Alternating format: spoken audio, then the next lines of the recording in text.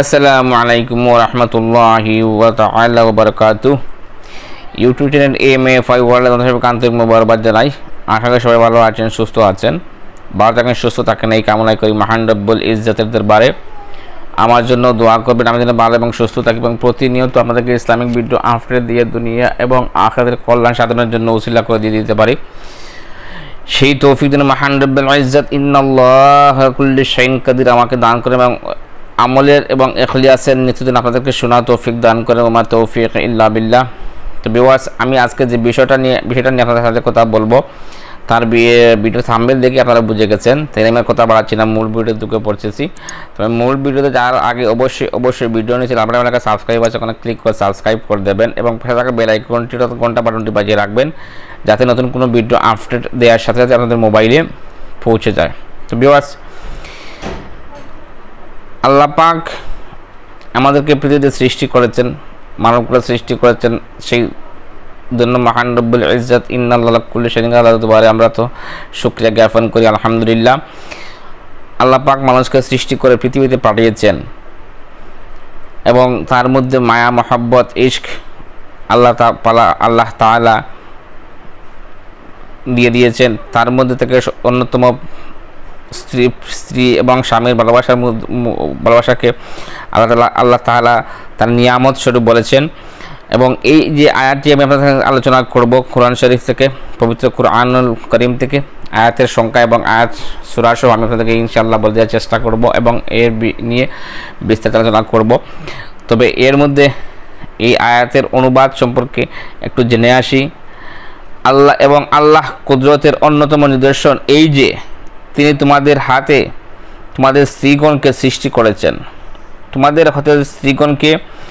তোমাদের মধ্য হতে তোমাদের স্ত্রীগণকে সৃষ্টি করেছেন যেন তোমরা তাদের নিকট হতে শান্তি লাভ করতে পারো এবং তোমাদের মধ্যে ভালোবাসা ও সহানুভূতি সৃষ্টি করেছেন। অবশ্যই এতে চিন্তাশীল সম্প্রদায়ের জন্য আল্লাহর কুদরতের নির্দেশন রয়েছে। এই আয়াতের তর্জমা থেকে অনুবাদ থেকে বোঝা যায় যে এই আয়াতের মর্তবা কতটুকু মূল্যবান এবং এই আয়াতটা যদি আপনি একবার পাঠ করেন ইনশাআল্লাহ 7বার পাঠ করেন তাহলে পৃথিবীর যে কোনো মানুষ আপনাকে ভালোবাসতে বাধ্য হয়ে যাবে। স্বামী স্ত্রী যদি তার এই আয়াতটি পাঠ করে নিয়মিতভাবে নামাজের পরে 7বার করে পাঠ করে দুরূদ শরীফ, প্রথমে দুরূদ শরীফ 7বার, আয়াতটি 7বার এবং আবার শেষে দুরূদ শরীফ 7বার, ইনশাআল্লাহ তার মকসুদে মঞ্জুর আল্লাহ পৌঁছে দেবেন। এবং যদি কোনো প্রেমিক প্রেমিকা জায়েজ মকসুদ উদ্দেশ্যের জন্য করে তাকে বিবাহের উদ্দেশ্য থাকে তাহলে ইনশাআল্লাহ আল্লাহ তাকে মকসুদে মঞ্জুর পৌঁছে দেবে। তবে যদি তাকে কোনো পুরুষের যদি ইচ্ছে থাকে তার মেয়েটাকে পটিয়ে বা প্রেমের ফাঁদে ফেলে তাকে নষ্ট করা, ইনশাআল্লাহ আল্লাহ জাতের কসম করে বলতেছি ইনশাআল্লাহ আমরা কোনো কাজ হবে না ইনশাআল্লাহ। আর যদি আপনার উদ্দেশ্য জায়েজ এবং উদ্দেশ্য তাকে বিয়ে করার উদ্দেশ্য তাকে ইনশাআল্লাহ আল্লাহ পাক আপনাকে কুদরতি খাজানা থেকে অবশ্যই আয়াতের দ্বারা উসিলায় আল্লাহ আপনাকে সাহায্য সহযোগিতা করবেন ইনশাআল্লাহ। তো যাই হোক, আমি আপনাদেরকে ভিডিওতে আরবি এবং বাংলা ক্লিপস সহকারে দিয়ে দেবো, আপনারা এই আমলটি করার চেষ্টা করবেন ইনশাআল্লাহ। তবে জায়েজ মকসুদের জন্য করবেন, জায়েজ উদ্দেশ্যের জন্য করবেন, নামাজ পড়ে করবেন। নামাজ ব্যতীত কোরআনের আমল করলে সমস্ত কোরআন শরীফ যদি আপনি নামাজ ব্যতীত তিলাওয়াত করেন তাহলে কোনো লাভ হবে না। অবশ্যই আপনাকে নামাজ পড়ে 5 ওয়াক্ত নামাজের পরে আপনাকে এই আমল করতে হবে ইনশাআল্লাহ। তবে উদ্দেশ্য জায়েজ, আপনাদের জায়েজ মকসুদ উদ্দেশ্য হতে হবে। তো আমি আপনাদেরকে মূল ভাষণে নিয়ে যাচ্ছি এবং আয়াত সহকারে আমি আপনাদেরকে তুলে ধরতেছি ইনশাআল্লাহ নিয়ম অনুযায়ী আপনারা আমল করবেন ইনশাআল্লাহ। আল্লাহ আপনাদেরকে মকসুদে মঞ্জিল পৌঁছে দেবে, তবে জায়েজ উদ্দেশ্য আপনাদের থাকতে হবে। বিসমিল্লাহির রহমানির রহিম।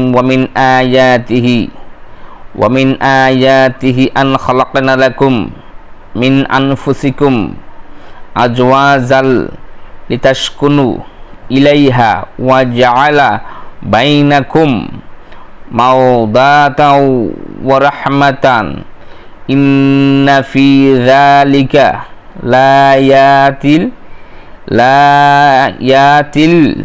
লিকাওমি ইয়াতাফাক্কারুন। আমি ভেঙে পড়লাম, আমি আপনাদেরকে আবার বাংলায় পড়ে শোনাচ্ছি।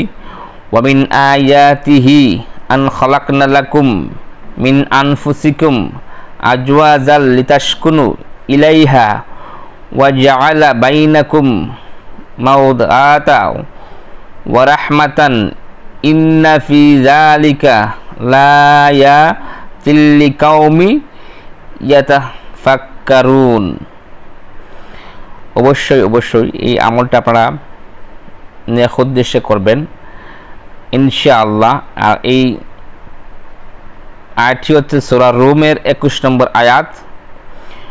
সূরা রুমের আয়াত নম্বর 21, এটা হচ্ছে আয়াত নম্বর 21 নম্বর আয়াত সূরা রুমের। ইনশাআল্লাহ জায়েজ উদ্দেশ্য এবং জায়েজ মকসুদের জন্য করবেন ইনশাআল্লাহ। আল্লাহ পাকে আপনাকে মকসুদের মঞ্জিল পৌঁছে দেবেন। তো ভালো থাকুন, সুস্থ থাকুন। আগামী ভিডিও আসার আগ পর্যন্ত ভিডিওটা কমেন্ট করে জানিয়ে দেবেন।